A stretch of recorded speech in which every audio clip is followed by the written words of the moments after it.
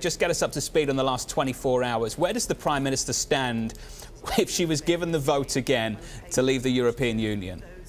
Well, 24 hours ago, I thought I knew the answer to that question.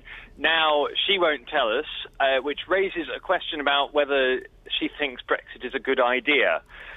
She's certainly going ahead with it anyway, and it may simply be that she was fluffing this radio interview question. But it's not. It's upset some of the more ardent supporters of Brexit, the belief that the Prime Minister doesn't actually support her own key policy. Rob, you live and breathe Westminster politics and have done for a long, long time.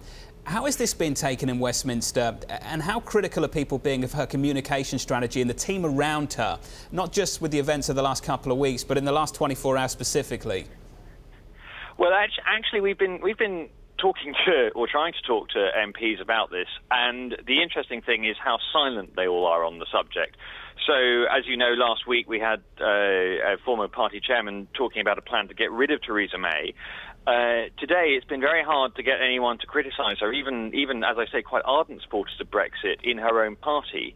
Have been staying silent, which I think is because basically people are moving in behind her. They realise there's no easy way to move her on, and no easy way to replace her with anyone. And so they feel slightly that they're stuck with her.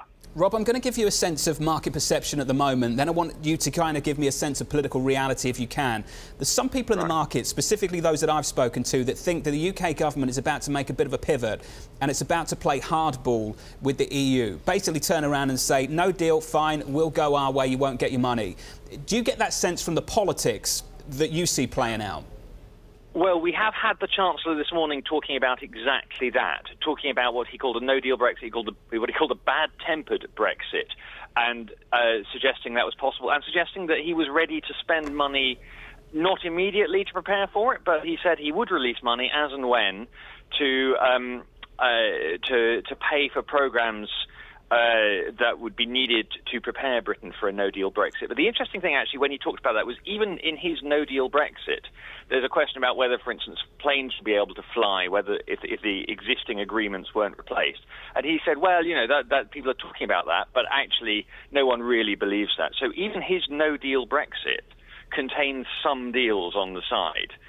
So there's no-deal Brexits and there's no-deal Brexits. Are we going to get people stomping out of talks this month, next month? The idea has been floated, but the trouble is it's been floated so hard that not everyone would believe it if it happened at this point.